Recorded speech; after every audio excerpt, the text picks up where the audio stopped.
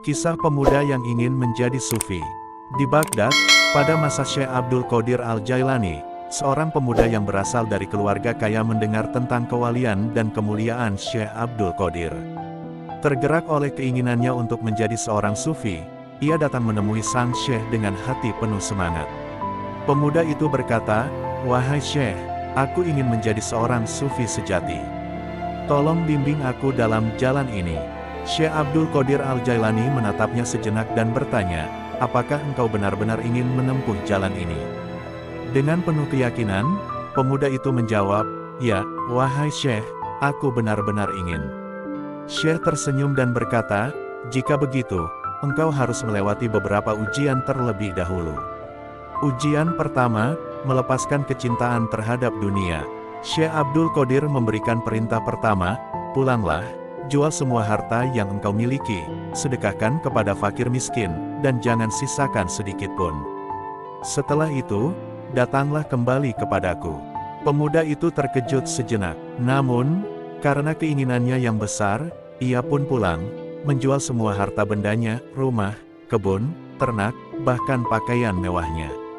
Ia membagi-bagikan hasil penjualan itu kepada para fakir miskin hingga tidak tersisa sedikit pun. Dengan pakaian sederhana dan tanpa membawa apapun, pemuda itu kembali menghadap Syekh. Melihat ketulusannya, Syekh Abdul Qadir mengangguk dengan lembut, "Engkau telah lulus ujian pertama. Namun, perjalananmu belum berakhir. Ujian kedua, menghancurkan kesombongan dan menghadapi penghinaan."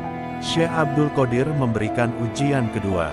Ia memberikan sekarung kacang kepada pemuda itu dan berkata, "Pakailah pakaian yang paling lusuh, bawalah karung ini, dan berjalanlah mengelilingi kota. Jika ada anak-anak yang melemparimu dengan batu atau menghina, lemparilah mereka kembali dengan kacang ini, bukan dengan kemarahan." Pemuda itu menuruti perintah tanpa bertanya. Ia berjalan mengelilingi kota dengan pakaian compang camping dan karung kacang di punggungnya. Anak-anak yang melihatnya menertawakannya, beberapa melemparinya dengan batu kecil sambil mengejek, "Lihatlah orang gila itu." Namun, pemuda itu tetap sabar. Setiap kali dilempari, ia mengambil beberapa butir kacang dari karungnya dan melemparkan kembali sambil tersenyum, sesuai perintah Syekh. Selama beberapa hari, ia melakukan ini tanpa sedikit pun marah atau merasa terhina. Kesabaran dan ketulusannya mulai menarik perhatian orang-orang, hingga akhirnya mereka berhenti menghina dan mulai menghormatinya. Ketika pemuda itu kembali, Syekh Abdul Qadir tersenyum dan berkata, "Engkau telah melampaui ujian kedua. Kesombonganmu mulai hancur, dan hatimu mulai bersih. Ujian ketiga, ketaatan tanpa ragu." Selanjutnya, Syekh berkata, "Sekarang aku ingin engkau pergi ke tengah pasar. Berdirilah di sana dan umumkan semua aibmu di hadapan orang banyak. Ini adalah ujian terberat." Pemuda itu merasa malu, namun karena cintanya kepada Syekh dan keinginannya untuk mencapai makam sufi, ia menuruti perintah itu. Ia pergi ke pasar, berdiri di tengah keramaian, dan mulai mengakui semua kesalahan dan dosanya di hadapan orang banyak tanpa menyembunyikan sedikit pun. Orang-orang terkejut, beberapa mencemooh, namun pemuda itu tidak peduli.